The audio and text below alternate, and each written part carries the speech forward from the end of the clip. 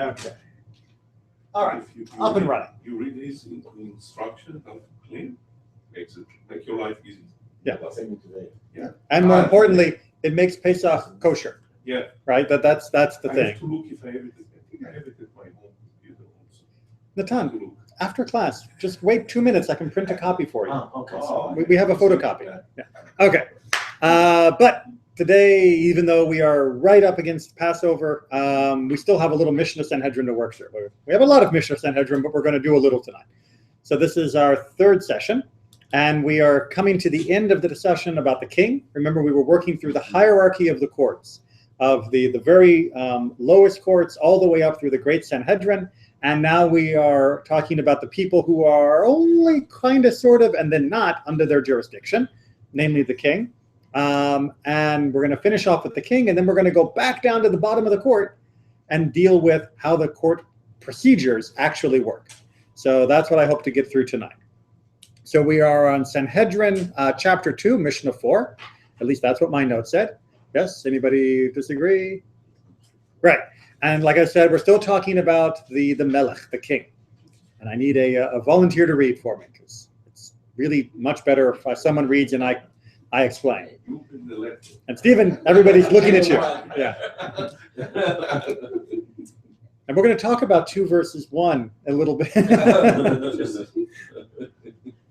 He, the king, may send forth the people to a battle waged of free choice by the decision of the court of 71. All right. So remember, we talked before about wars, and you have a milchemet mitzvah. You have a obligatory war, a commanded war, the war of self-defense, or the ancient war of settlement of the land.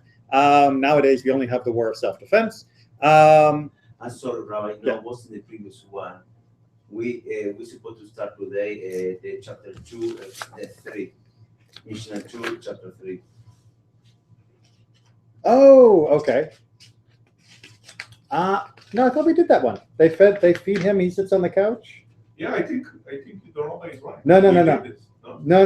No. You're right. The section about sitting on the floor, that's from the Kohen Gadol, and this is for the melech. Yes. All right, so let's back up 2-3. No problem. It's a short one, and it's pretty self-evident. All right, ready again? If any of his near kin die, This is the king. he may not go out of the door of his palace. Right, he can't go out to be part of the mourning process. Rabbi Judah says, if he wishes to follow the bier, he may, since we have found that David followed the bier of Abner, as it says, and King David followed the bier. Go ahead and read part B. They answered, that was only to appease the people. Right. So the issue here is, like we said with the Kohen Gadol, is you have a king who is a person, and you have the king who is the leader, the ruler. And sometimes what the person wants, the ruler can't do because of the position. And when it comes to mourning is a form of self-debasement. Sounds wrong, but you're supposed to look bad, you're supposed to feel bad, you are supposed to publicly show your grief. And like for the Kohen Gadol, although there were issues of ritual purity there, but for the king isn't allowed to look like that. He's not allowed to be because of his position, to be low. He is always supposed to be high. And so going out as a mourner doesn't work. And then they bring a proof text and say, well, wait a minute. When Avner died, David did go out with the funeral procession. And they said, yes, but that was just to prevent fighting among the people. So he went out, but it wasn't because of his grief. It wasn't for any other reason. It was to prevent something worse from happening. Abner, his son. Abner. No. Avner was one of the other. The general. Yes, the other general. Yeah. So what? But here say closer to him, someone close to him dies. Right. It's not family or relative or anyone. Anyone. Wow. Okay. But near kin. That's the immediate family. But this is using a proof text from a non-family member to say, but look, King David went out for a non-family member, and they say, yeah, but that was a special circumstance. So you can't use that as your rule. Okay. But of course, he does mourn. The king is still grieving for the loss of their relative, and that's where part 2 comes in. When they feed him the funeral meal, all the people sit on the floor, and he sits on a couch. Right. So even here, he sits better than everyone else. He's on a couch rather than on the floor or even a stool. But he is still grieving. But as we've talked before, people still have to be lower than him because of his station. So they're on the floor, even though they're still doing the job of comforting the mourner. Make sense? Okay. Now we're on to 2:4. Start with 2 or 1? Go ahead and start with, so let me finish up with the commentary on 1, right? So, Melchemet Mitzvah, you have to fight the war of defense, war of early conquest. Melchemet Reshut is a war of choice, where you've decided that attacking the next door kingdom would be a good idea, not because of self-defense, but because they got something you want, or you think that they've insulted you, or something that isn't actually life or death. The king just thinks it's a good idea. What the Mishnah is saying is the king doesn't get to do that unless the Sanhedrin agrees. So the king would come, and the Talmud goes into much more detail on this and explains exactly what the goals of the war are, how the army is situated, and what the risks are, and then the Senate, and with the advice of the generals, and then the Sanhedrin will vote and give him permission to wage war or not. We saw this before. Where did we see this? Yeah, it comes up more than once. But we didn't see in the Brachot. previous one. In Brachot also? Yeah. I think it was in Brachot that we saw it. I know that in the Masechet Brachot and the Talmud, this gets discussed. I'm trying to remember whether it's also in Mishnah Brachot. It's too many pages in my head sometimes. What was the last Mishnah that we did before? Sachin? Before Sachin. Oh, Brachot. Sachin. No, we went. Sachin didn't talk about this? I don't remember the war in Sachin, but like I said, No, because I remember that comment that he needs 71. Yes. Okay, anyway, another permission / limit of the king, part 2. He may break through to make himself a road, and none may protest him. All right, so this is the law of eminent domain for the king. All right, so the king, if he decides that the road between Jerusalem and the coast needs to go through your field, then he's knocking down your wall, he's laying his road, and it's going through your field. And no one can stop him from doing that. And as we're going to see in part A of that, The king's road has no limit. meaning he can make the road any size he wants. If he says the road is going to be 400 yards wide, the road's going to be 400 yards wide. Sorry, goodbye farm. But they will pay indemnification. There would be compensation, yes, but remember, compensation was limited, land was forever. So even with compensation, the loss of land is a huge deal, because now my family doesn't have this source of not just income, but sustaining us forever. And So- why they don't give them land? Because the king has land, like as institution. Why they don't exchange the land for a different place? From who? So the king did have some land, but the So land if that belonged to the king take the land to build something. Okay, Right. the person take all the land. Okay, the person become completely without land, and without income. Right. Can the king or the Sanhedrin decide, you know what, maybe we can allocate this person that is now without anything a different piece of land instead of the land that we took as a.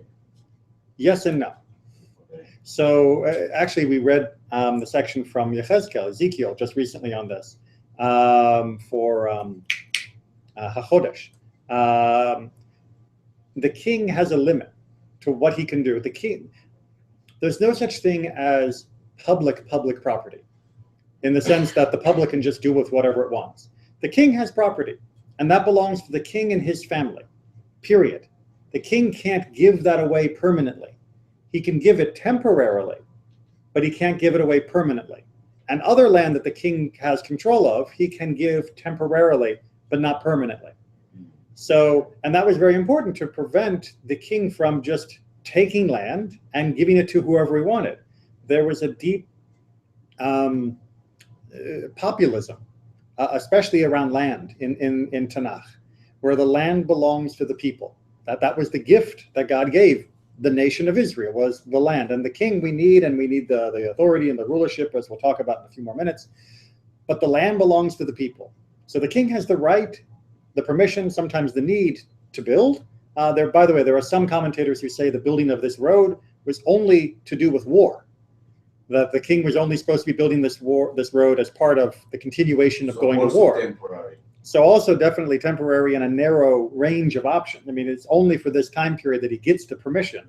But the basic idea, even if it was more general, is the king shouldn't be taking the land from the people, because that's how the king becomes unbalanced and how the king becomes corrupt, which we're going to talk about in a few more seconds about what happens when the king gets too much. That makes more sense. Yeah. If it's for a war purpose, yeah, it's okay for the king to come and do whatever to win the war. Right. Remember the story of Ahab, right? What was the most famous story where he was declared to no longer be, his family would lose the kingship? The vineyard of Nabot. Right? There was a guy who had a lovely vineyard that he wanted. He came to him and said, please sell it to me. And the guy said, no. And he said, I'll give you a ton of money. No. So he went home and he was sad. And Jezebel, his wife, said, don't worry, we'll fix it. And they made up a fake blasphemy charge against the guy and had him executed. And he took the land.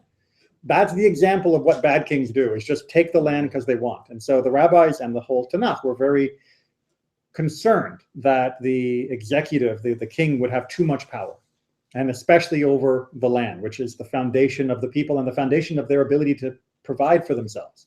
That's interesting that they didn't have public land, because also for the Shabbat should be much easier to work in domain if you have a public land. So, for example, if you want to do some community events, you can create a much easier public domain, like with public land. Right. Well, there's public land in the sense that it is not owned by an individual, like a big boulevard. You know, nobody owns the boulevard. Okay. But it's not something the king could give to somebody either. The Sanhedrin can give to someone? Not that I remember reading about. No. That's the boulevard. It doesn't belong to anyone. It's just the road. So, all right. So that's the basic idea. And now we get another kingly rule. Whatsoever the people take in plunder, they must place before him, and he may take first. So it is good to be the king sometimes, right? So your troops go off, they fight a war, they bring back gold, they put it in front of the king, and he goes, you know what? I like that. And he keeps that, and they get to divide the rest. So there's no limitation how much can he get? Not exactly limitation. We're going to see it's very important in the eyes of the rabbis and Tanakh that the king have a certain standing within the eyes of the population. So there's a limit to what your soldiers will put up with. That is to say, if you take everything, there's a popular problem that's going to happen here. But the fact that he gets first choice is his right as king. I should say it's the right of the office of being king. All right, now we're going to get into a little example of how they derive certain ideas about the king's limits. So that's part 4. And he shall not have many wives. Which is the quote from Deuteronomy. 18 only. All right. Only. For the king. All right, so trivia question. The wives come with the mother-in-law or the wife? This is not a 1950s sitcom. So trivia question, for the average Jewish man in antiquity, what was the maximum number of wives? 3. Close. 4. 4. Right, so 4. And there were lots of limits placed on who could and who couldn't based upon their ability to support and to maintain in every sense of the word. When this was changed? Yes, so 1,000 years ago, this was made as an edict within the European world that we would no longer allow. It was already rare, and it was rare in the time of the Mishnah. Most people, most men did not have polygamous relationships, marriages. But it was officially ruled out for European Jewish men around 1,000 years ago. For the Sephardim in the Middle East, no.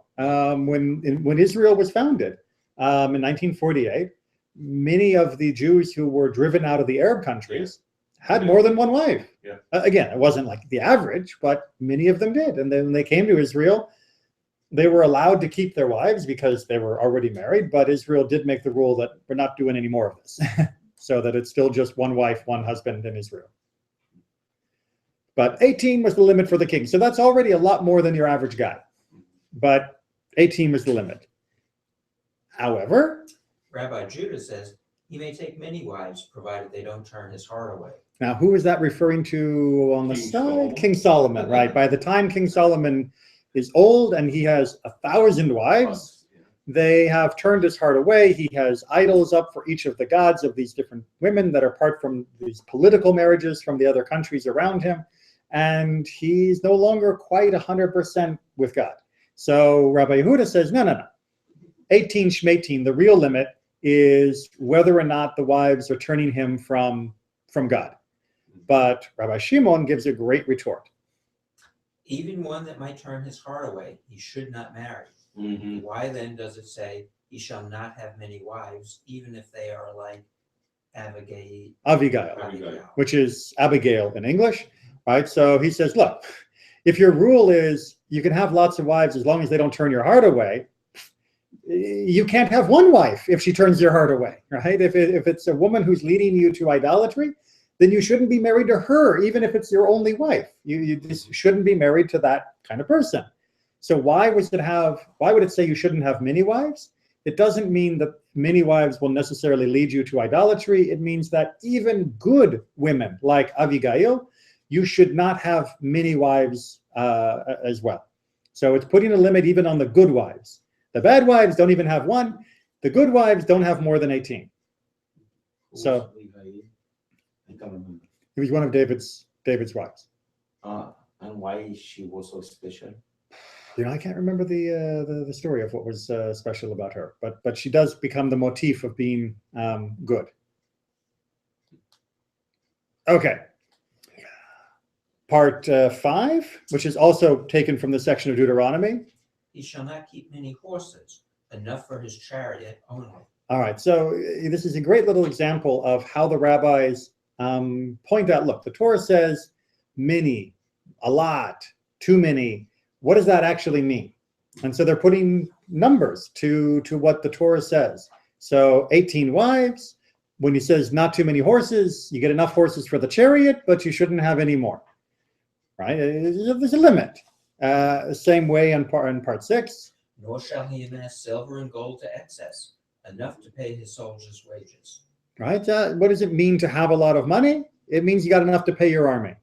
But you shouldn't be building up a huge amount of money apart from that. I can see like between lines and critique to Salmon. You think?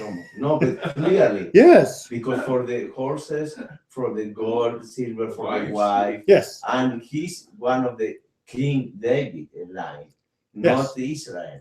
And that's exactly their point. So Solomon is the paradigm, the archetype of both the good king and that's loud. The good king and how the good king can go bad, right? And they said, look, what does it describe Solomon as? He was wise when he became king, and he is surrounded by idolatry, and he has made the people miserable by the time he dies. Mm-hmm. So what changed? He got a lot of wives, he got a lot of horses, he got a lot of money. Gee, what does that remind me of? I don't know, the book of Deuteronomy, where it says the king shouldn't have a lot of wives, have a lot of horses, have a lot of money. So the rabbis are saying, this is important. This changes a good man into bad. That the trappings of the office, if they are let out of control, will corrupt even a good man. That it's not just enough to say, oh, a wise king can handle anything. No, even the wisest king with the wrong setting can become a bad king. And so Solomon is exactly held up here as, look what happens. Yeah. Actually, Also, no, he destroyed the people after his death. Yeah. That's why they broke the Israel Right. from Judah, because of all this. But that underlying political message that even the wisest and best person can be misled by the position they're in, I think is a very radical notion in Judaism, that the king was always supposed to be under God, and they're supposed to be over the people. And we're going to get to that in the next Mishnah. But there had to be a limit, or else they would keep going so far up that they would forget they were under God, and now all of a sudden, boom, Only them. they are getting into dangerous territory. So the rabbis, based on the Tanakh and the Torah, were very, very clear. There's a cap, and you go past this, nobody can stop the king. Right? Nobody. We already said the Sanhedrin can't judge the king, so nobody's going to stop the king unless it's a revolution. But the king should stop, and you should be worried if he doesn't stop when he starts going past this level. But what about the prophets? Nathan. They did tell him, yeah, they warned all the time. And when the kings listened to them, like David, like when David listened to Nathan, he corrected and things got much better. When they don't listen to the prophets, Shaul. like Shaul. yeah, like almost all of the other kings. You said the Sanhedrin can't judge the king, so where's the checks or balances if there is one?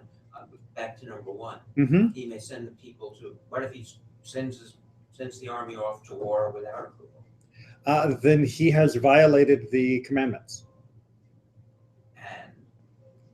and he has violated the commandments. Now, so and God will right, punish him. right. So His family.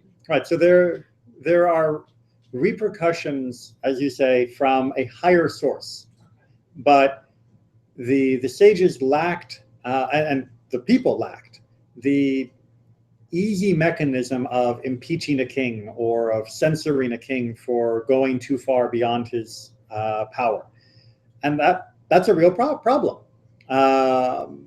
But those apparatus just didn't exist in the ancient world, and so the rabbis, using the Torah, did the best they could to say, look, these are the limits, and when they go past it, we can't grab them and stop them, but we can start raising warning flags. And if the people begin to move, it makes a difference, right? Popular opinion, remember we just saw in the last Mishnah, can make the king change what he does. When David went out to follow the funeral for Avner, right, because of the people, that the population do influence in the ancient system what the king does. And the king is careful, depending upon the wisdom of the king, not to make the people too angry. But not every king is wise, and so that's why you have at least some limits built in that become red flags. I think his question is a very good one because it proves why one of the requirements for the king is to be knowledgeable about the Torah. Which is the next part, Exactly, yeah. which is the next thing. And so how do we drive it home? He must write a Torah scroll for himself. When he goes forth to battle, he shall take it with him, and when he returns, he shall bring it back with him. When he sits in judgment, it shall be with him, and when he sits to eat, it shall be with him. As it says, let it remain with him, and let him read it all his life. All right, so again, to answer your question, who judges the king? The Torah judges the king, which is why having the Torah with him constantly was considered so important, because the rabbis recognized that there was no built-in institutional structure that could limit the king. The only thing that could limit him was his good conscience and wisdom, which would be reinforced through the Torah. But yeah, if they ignored the Torah, well, we know we have the entire Bible is full of kings that ignored the Torah, and we see the consequences, and it's bad for them and it's bad for us. So, but the rabbis did wrestle with this fundamental problem of a monarchy is you're only as good as the king, because there's no one above the king except God, and well, God doesn't always bring the king to task as quickly as we might like. Yeah. But Mishnah 5, protecting the king's dignity.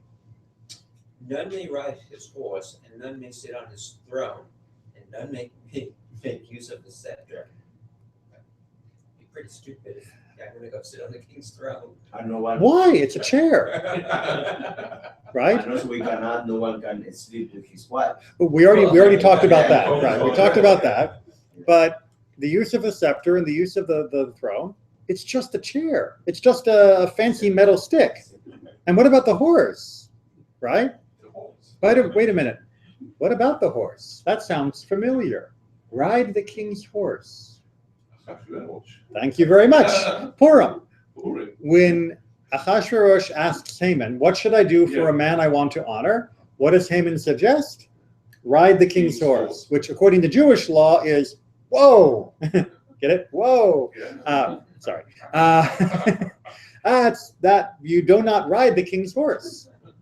Now, do you not ride the king's horse because it's stupid? You don't sit in the king's chair because it's stupid, because the king will get mad, or use a scepter, the king is going to get angry and punish you. Why shouldn't you do these things from the Mishnah's point of view, from the rabbi's point of view? Respect, right? Because by not touching his horse, by not sitting in his chair, by not holding his scepter, even if it doesn't mean anything, you are giving more authority to the office of being king. Now, this is there's a rule within within the Mishnah, but it's something that is often held leniently, especially in the modern world, where a child won't sit in his father's chair. Right? If the father has a chair, right? That's dad's chair. Think All in the Family, Archie Bunker. He had his chair, right? If you sit in his chair, it takes away a little bit of the respect. If everybody knows that's his chair and nobody else is supposed to sit there, well, if it were when I was a kid, I was not allowed, into my parents' bedroom, for any reason whatsoever. And when you're a kid, you want to sneak in, but you're crossing the line, and that by crossing the line, it's a problem. It doesn't really matter, but having the line did matter. And that's what's happening here, is that by touching the king's things, you're making him too human. You're bringing him down to your level. Which we'll finish the next hour, and then we'll go to the main message of that. No one may see him when his hair is being cut, or when he is naked, or when he is in the bathhouse. For it says, you shall set a king upon yourself, that his awe should be over you. Right? When we set a king over ourselves, right? Part of the idea of having a king is that he is above us. And so we're limited in our ability to see him as a human. And I know that doesn't sound democratic. Small d, democratic, not political party. But it is important. The respect for the institution, respect for the authority of the office, even within a democratic society, really matters. Because we survive as a community, we survive as a nation, because we are willing to give enough respect to certain institutions that we will live by their decisions. And when you take away that respect, then you take away the authority of the decisions, and now it is heading towards anarchy, towards chaos. And so, as undemocratic as this is, in the ancient world it was essential, and even in the modern world, modified forms of it are also important. Imagine, for example, that the president of the United States walked into this room. Not necessarily the current president or past presidents or whatever, just any president. The State of the Union, everyone stand up. And what happens? Everybody would stand. It shouldn't matter what party the president is. It shouldn't matter whether you voted for him or not, or her. It shouldn't matter whether you agreed with his last decision or not. It shouldn't matter no matter what, because you're rising to give honor to the office of the president, because you recognize that the office serves an important function by itself, regardless of the body that is in that office, and that respect is necessary for us to have some feeling of, I'm willing to give up my own decision-making for the decision-making of the group, because the group is embodied in this person, in this office.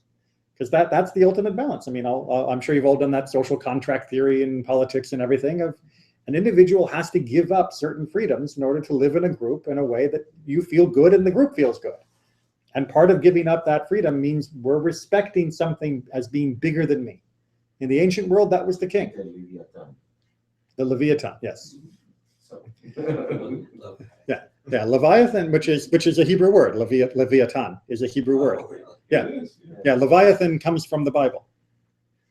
Yeah. Of course.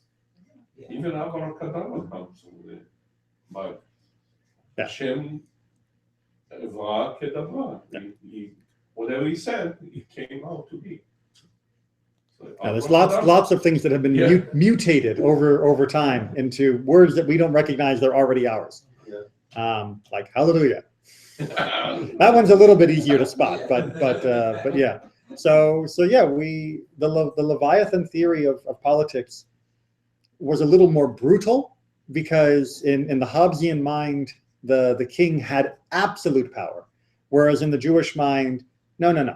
The king is still under Torah. The king is still under God, and the people still have the right to say, the king wasn't supposed to do that. But building a road, or taking from the loot, or I don't get to sit on his chair, that absolutely, yes, the king has 100% authority to establish. So it's not quite 100% the Leviathan of Hobbes, but it is a lot more than we might think.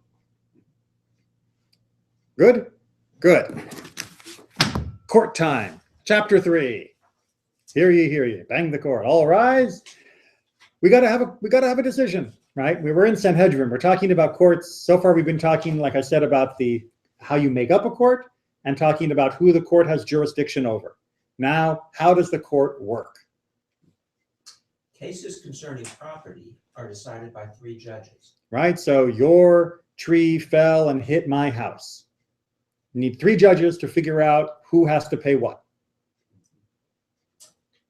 This chooses one, and this chooses one, and then the 2 of them choose another, according to Rabbi Meir. All right, so let's make sure we have Rabbi Meir's opinion first. All right, so Rabbi Meir says you have 2 litigants, right? In the house tree argument. And each of them will appoint a judge. Oh, So this guy says, I want Judge A, and this guy says, well, I want Judge B. And according to Rabbi Meir, they both pick Judge C. I thought both judge pick Ah, one. Yeah, no. that's what I thought. Yes. That's the next opinion. Because they each one choose one judge and they both choose another. So who is they both? Well, The judge or the litigant? hold on, read part A, and then it'll be clear. but the sages say the 2 judges choose the other judge. All right, so as always in the Mishnah, the opinions have to be fighting. So if one rabbi says this and another rabbi says this, we have to find what the difference is. So it's very clear from the sages that what they say, right? So this is the Rabbi Meir opinion. What the sages say, the Chachamim, is no. You do it like this, right? We're going to call that the sages. Is each litigant chooses their own judge, and then the judges together choose a 3rd judge that will sit on the court with them. What's the difference? Why does it matter? Because make more of authority. Like for example, the judge know who is over them, and sometimes they can choose the more and rabbi that is more famous, and so that you can trust more that the decision will be more objective. All right. So one option is that the 2 judges will know other judges and the quality of other judges better, and so they will be able to bring in a 3rd judge that will be superior to one that the 2 litigants might pick. Good explanation. Any other? Professionalism. Yeah. Any other reasons why the sage's opinion might be preferred? Let me put it. Let me make a hypothetical. What do you think is more likely to happen if this was an option? The Senate will choose a new judge for the Supreme Court, or if we ask the Supreme Court to choose a new judge for the Supreme Court, which one do you think would be easier to achieve? The Senate picks or the Supreme Court picks its own? In this case, neither. You don't think the Supreme Court could pick a new judge? 4 against 4 will be very difficult. Do you really think that all 4 of the judges on the 2 sides of the political spectrum are more inflexible, less willing to compromise than the people in the Senate. I know that's true because they're more professional, so they can say professionally who could be. Right. So imagine two litigants who are arguing about your tree fell in my house. This one picked this judge. Why? Because he thinks it'll be favorable to him. Now, he may or may not be right, and we hope that the judge will be impartial, but we usually will pick a judge that we feel comfortable with. And this guy's going to pick a judge that he feels comfortable with. If this guy suggests the third judge, what's this guy going to assume? That he favored. Yeah, any name you put forward, you must think is going to be favorable to you. And any name I put forward, you're going to think is favorable to me. So it's never going to end. So it's never going to end. Plus, if we let the two judges decide, what does that mean about our opinion about the judges? That they are respectful and they professional. Exactly. That they're professional and that they respect the process. And so by letting them choose, I'm saying I trust the judges. And as we just talked about with the king, trusting the people who are making these decisions, who have this authority, is huge. If you don't trust the process, you don't trust the outcome. And if you don't trust the outcome, you won't bother to do the process. And that means if you think the outcome is you owe me $500 for my damaged roof, but I'm not going to bother with the courts because I don't trust them, I'm going to come and take the $500, and when you try to stop me, we're going to get into a fight, and one of us is going to get hurt or dead. Right? That's the basic direction of chaos and anarchy. But if, okay, look, I've chosen my judge, you've chosen yours, let's sit back and let them choose a third. And that way I know I have already been represented by my judge and you've been represented by yours. And whatever they can agree on, both of us already have an equal share in that final third. And that means we now have an equal share in the outcome. And we feel balanced and we feel represented and invested in what happens, but it also happens. Because if we didn't, then we'd constantly be fighting about who that third judge is and it would never happen. Yeah. It's what happens in our politics between the Senate and the... Well, in the moment and the president, but it doesn't have to, is what the sages are saying. If we were willing to let the representatives, in this case our judges, act with the authority that we have given them, then they can often make decisions and compromises that we couldn't. That's why we chose them to represent us, is because we believe they could make decisions and make compromises that I might not. And I will trust the outcome because I trust the person. All right, onwards. This litigant can invalidate this one's judge, and this litigant can invalidate this one's judge, according to Rabbi Meir. All right, so Rabbi Meir says, yeah, but if I don't like the judge you picked, I can say no. Veto, exactly. I can veto your judge choice, pick another judge. Like choosing a jury. Like choosing a jury, exactly, right? It's like choosing a jury. You know what, I don't like your judge. Yesterday, he and I got into a big fight. Well, remember, the judges would have been in the community. These weren't people who lived in a cave. Yeah. So you might have had a problem. And there are many, many stories later on that talk about the lengths that the sages would go to not be influenced by either good or bad for the people who were litigants. And many times the judges themselves would recuse themselves and say, I can't be a judge on this case because, last week you did me a favor. And I might be influenced by that. So the idea that the litigants can reject the other judges makes a lot of sense. But the sages say, when is this so? When they bring proof against them that they are relatives or otherwise invalid. But if they are valid and experts, he cannot invalidate. Right, but the sages, and remember, the sages win. The sages go, but you can't just say, I don't like him.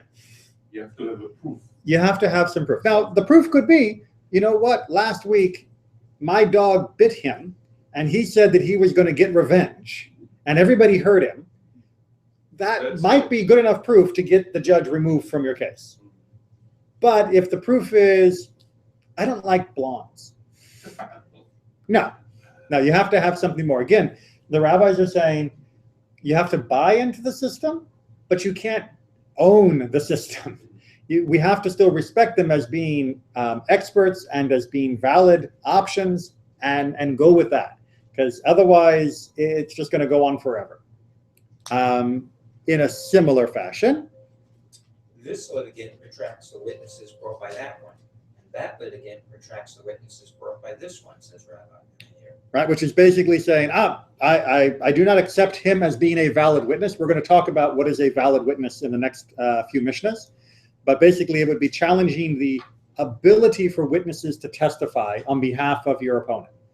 Now, it's important as an aside to remember that witness testimony was the most important testimony in this system. You don't have DNA evidence. You don't have huge file systems of information. You did have some paperwork that could be used, but witness testimony was always preferred. That was number one, number two, and number three forms of evidence. And yeah, there were some secondary forms or tertiary forms, I guess, that were down the list that could also be used, but it was witness, witness, witness as being the most important thing. So what were the other ones? Sorry, could you say? Well, I mean, you did have some other things of circumstantial evidence, where you could have, well, if he had been using it for a certain amount of time and the other person hadn't complained, then we can sort of take that as evidence of an ownership transfer, things like that. But somebody saying, I saw them make a deal, I heard them say this, that's evidence, is an actual testimony. But of course, what's the big problem with witness testimony? They might lie. They might lie, right? We like to imagine DNA doesn't lie. It can, depending upon which lab's using it. But witnesses, we all know, could lie, which is why oaths become a very important thing. And how they cross-examine witnesses. I remember the judges cross-examine, not the litigants. But that becomes a big issue. And so if there's a suspicion that the person might be either unreliable or crooked or have it out for me, then Rabbi Meir is saying you should be able to say, no, that guy, he's not a valid witness. He doesn't count. But there's a problem with that, which is what the rabbis raise. And the sages say, under what circumstances, when he brings evidence about them, that they are relatives or otherwise invalid. But if they are valid, he need not retract them. If you say, he's not a witness, that's your brother, right? That's a good reason to say he can't be a witness, as we're going to find out. But if you just say, he's blonde, that isn't a reason to invalidate a witness. So the rabbis were concerned, yes, that you shouldn't be forced to succumb to the court's decisions from witnesses that were bad witnesses. But on the other hand, you shouldn't be allowed to just say, every witness is bad who's going to testify against me. There has to be some reason why they are called bad, other than they're saying I'm wrong. So the rabbis, again, are trying to come with a balance here. Make sense? Okay. I think we got just enough time to squeeze out another one.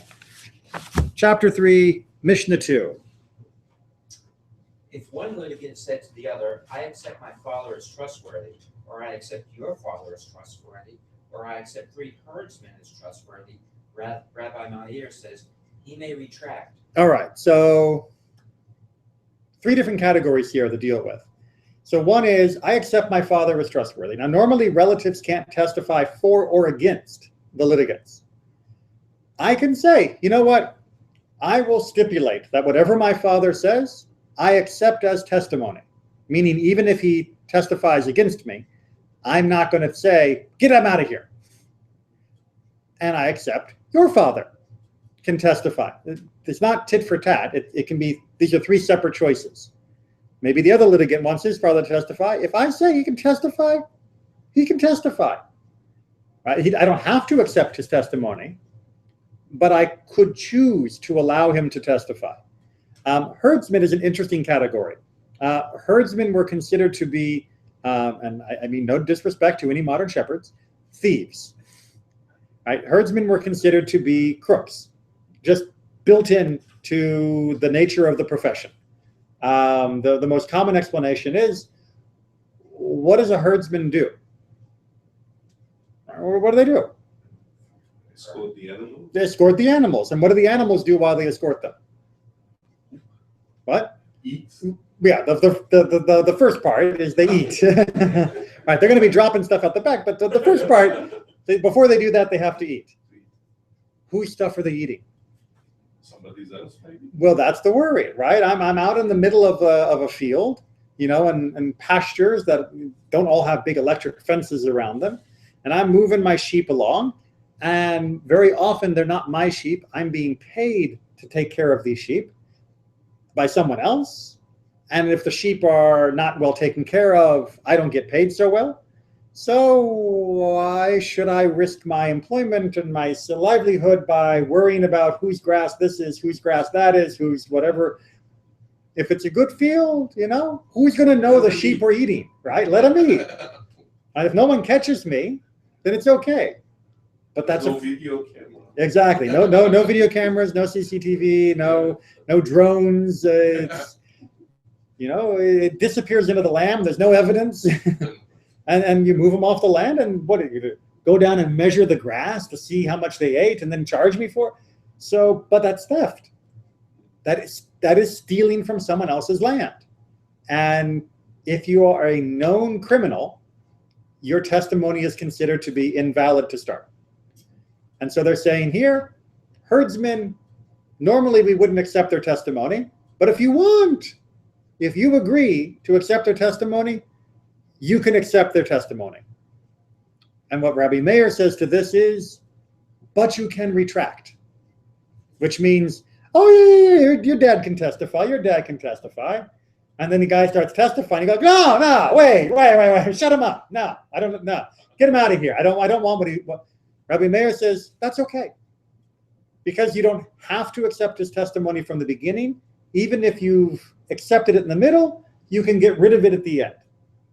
But the sages say... But that's very respectful to the people. Let's say, yeah, you can come, I accept your testimony, no, sorry, I don't like you, bye. Well, yeah. It's a problem. Well, what the sages say is... Sages say he cannot retract. Right, meaning if you accept that guy's dad will testify, then whatever comes out of his mouth, you've already agreed will be considered as testimony. Right. Now, the sages, the rabbis can still examine him and make sure he's not lying by other methods, but you can't just say, I don't like him anymore. And again, it's a balance. You don't have to accept testimony from witnesses that are suspected of bending the truth. But if you accept them, if you agree to this system, then you agree, and you don't get to back out. You're stuck with it. All right, and in the same way, if one must take an oath before his fellow, and his fellow said to him, vow to me by the life of your head, Rabbi Meir says he may retract. But the sages say he cannot retract. Okay. Remember I said a second ago that oaths were rather important. So, for example, you have loaned me $100, you think. And I say, no, you never loaned me the money. One way to settle it when there are no other witnesses, no other ways to establish the proof, no documents, nothing, is for me to take an oath. I swear, in the modern system, I swear, I never took your money. And that is considered, under the right circumstances, to end the case.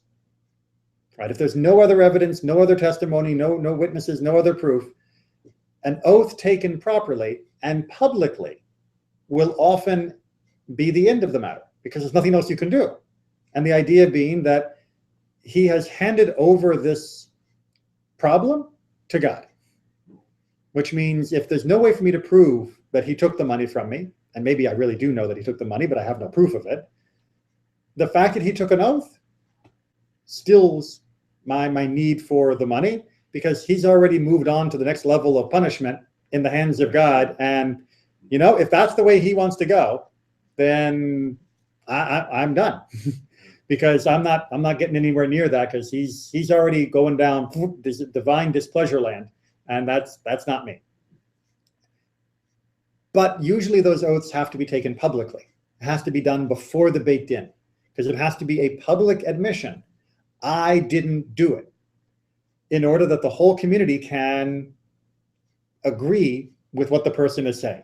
meaning if someone else comes forward and says, yeah, he did, that can be a big problem. And if the person later on says they did it, that can be a big problem.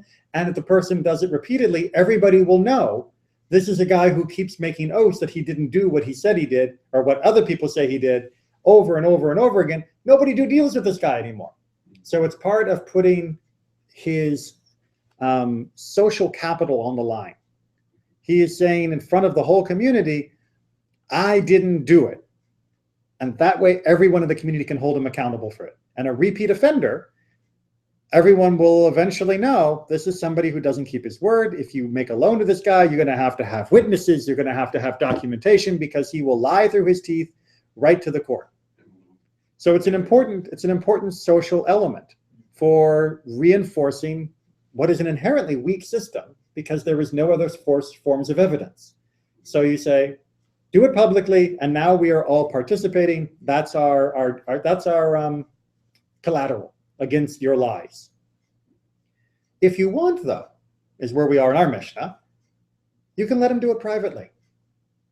If you want, you can let him just take the oath. That's what it means, vow to me by the life of your head. Just you and me, swear to me, just right, you and me, swear to me you didn't take the money.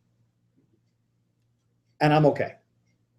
And Rabbi Meir says, yeah, but if you're not happy after he swears, you can make him do it publicly anyway. And the sages say, no.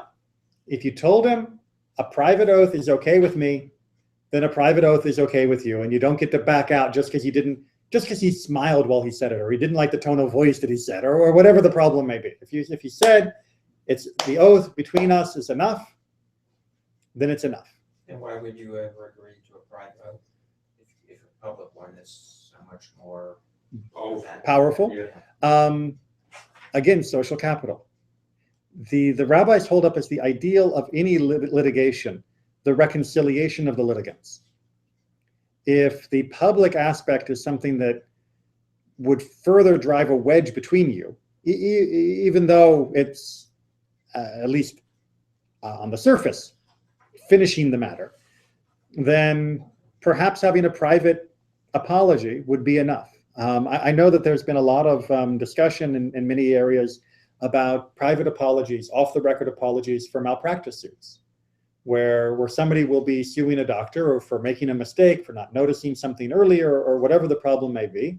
And there have been some discussions about having no-fault apologies or off-the-record apologies, because often what the families are most upset about is the doctor won't admit that there was an error. They're not just looking to cash in, but many of them just want the doctor to look at them and say, you know what? I made a mistake. I'm sorry. I made a mistake. Not I was trying to make a mistake, not I was negligent, I made a mistake, but I didn't see the symptoms. I didn't read the X-ray and see it there. Or, I thought that we had another week, but clearly it advanced faster than I thought it would. I'm sorry this happened. And there have been some research that says that many people would be very happy with that. And malpractice insurance would go down because it would get rid of a lot of litigations. And so a private apology, a private oath, look, I really do not believe I took that money. Right? I know we talked about you loaning me the $100, but in the end, I never got it. I never took it. And I swear, by my life that I didn't. A private reconciliation could be a good healing in certain circumstances. But if you agree to it, you agree to it. You don't get to back out and force him to go to the court. Where do you see a private? I don't see for any place that say private. Not in Hebrew, not in English. From where can how do you know this is in private? Right. So if his fellow said to him, vow to the life by your head, you don't get to say in the court, you vow to me, you make an oath. The court demands that he make an oath. So by me telling you make an oath, I am taking it out of the normal court process, and saying this can be handled just between the two of us at this stage, because there's nothing else we can do, right? No witnesses, no other evidence. And also that's the commentary from United Synagogue also reinforces that idea. And that's it for tonight, 8 o'clock. Do we have class next week? Yes, next week is fine. Because I saw in the bulletin that. Oh! Thank you. Next week, staff meeting. Thank you. I have a staff meeting with my teachers. So You're right. No Mishnah next week, but I remember, I know I got something next week. It's the staff meeting next week rather than Mishnah. So our next class will be May 27th. No, that's next week. May 4th. Star Wars Day. May the 4th be with you. I'm serious. I didn't make that up. That comes from people much cleverer